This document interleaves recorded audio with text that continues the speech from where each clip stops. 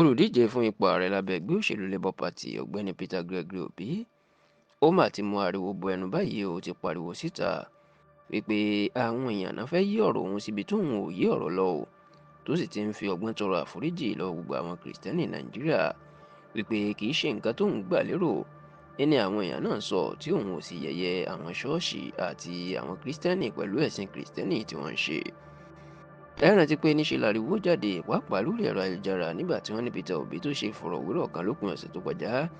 níbi tí ó ti ju òpó ọ̀rọ̀ ìpè lára nǹkan tó ń fa ìṣòro Nàìjíríà tí Nàìjíríà fi wà lójú kan ní ọ̀rọ̀ ẹ̀sìn pàápàá ẹ̀sìn kìrìsìtẹ́nì tó jẹ́ pé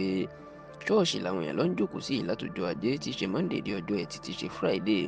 Ó ní nígbà tí àwọn èèyàn bá lọ ṣiṣẹ́ láti rí owó ná àti láti rí oúnjẹ jẹ tán wá lọ ń jókòó sí ṣọ́ọ̀ṣì tí wọ́n ń gbàdúrà tọ̀sán tòru fún ìyanu òjijì. Ó ní bẹ́ẹ̀ ni orílẹ̀-èdè yìí yóò ṣe máa lọ sẹ́yìn nítorí pé àwọn orílẹ̀-èdè tó ti ga láyé kì í ṣe ọ̀rọ̀ àdúrà làwọn ló ń jókòó tí wọ́n ń ṣe iṣẹ́ ni. Peter Obi wá jẹ́ kó dì mọ̀ pé ká lóun ní agbára ní gbogbo àwọn tó lọ ń jókòó sí ṣọ́ọ̀ṣì láti Monday di Friday níṣe ni òun yóò kúkú fi iṣẹ́ rọ́pò fún wọn pé kán máa lọ ṣiṣẹ́ nítorí pé wọ́n bá ń lo àsìkò náà fún iṣẹ́ ilé ayé wọn yóò ti yí padà, Nàìjíríà náà yóò sì yàtọ̀ dáadáa. Kódà Peter Obi ní n tó ń fa Nàìjíríà sẹ́yìn ní bó ṣe jẹ́ pé ibi tí owó òjijì wà táwọn èèyàn fẹ́ ṣiṣẹ́ ní làwọn èèyàn sáré lọ yan di òṣèlú àti ṣọ́ọ̀ṣì dídá sílẹ̀. Ó láwọn èèyàn mọ̀ pé owó tabua owó rẹpẹtẹ ó wà ní ìdí òṣèlú. Eléyìí ló sì jẹ́ kí wọ́n máa sá fún iṣẹ́ àṣekára tó fi jẹ́ pé ṣọ́ọ̀ṣì ni wọ́n ń dá sílẹ̀ kọjá sísọ. Peter Obi ní bóun bá rìn ìrìn àjò lọ sí ìlú òun nílẹ̀ Ìgbò,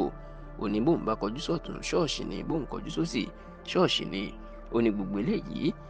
ilé-iṣẹ́ ló yẹ kó wà tí kì í ṣe ṣọ́ọ̀ṣì tó jẹ́ pé ká ní ilé-iṣẹ́ wà lọ́tùn lósì ní Nàìjíríà yóò ti yàtọ̀ dáadáa.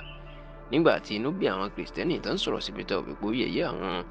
àti pé kí ló dé tí ò sọrú ọ̀rọ̀ bẹ́ẹ̀ lásìkò tó ń káàkiri gbogbo ṣọ́ọ̀ṣì lọ́dún tó kọjá láti tọrọ ìbò. Níṣe ni Peter Obi ló máa jáde tó sì ń fọgbọ́n tọrọ àforíjì nínú àtẹ̀jáde tí agbẹnusọ ẹ̀ ìyẹn ọ̀gbẹ́ni Ibrahim Omar tó fi síta ló sì jẹ́ kó dì mọ̀ pé Peter Obi kò yẹ̀yẹ́ àwọn kìrìsìtẹ́nì tàbẹ́sìn kìrìsìtẹ́nì ó láwọn èèyàn ló ṣì gbọ́. Ọkùnrin náà ní nǹkan tí Peter Obi tó ń sọ ni pé òun kàn fẹ́ káwọn èèyàn fi iṣẹ́ kún àdúrà tó ń gbà àti ìgbàgbọ́ wọn nítorí pé ìgbàgbọ́ láìsí iṣẹ́ òkú ni. Wọ́n ní eléyìí ni Peter Obi ń sọ tí kì í ṣe pé ó ń yẹ̀yẹ́ àwọn kìrìsìtẹ́nì tàbí ó ń gbógun ti ẹ̀sìn kìrìsìtẹ́nì nítorí pé wọ́n ní kìrìsìtẹ́nì ńlá kìrìsìtẹ́nì gidi lòun gan fún rẹ̀.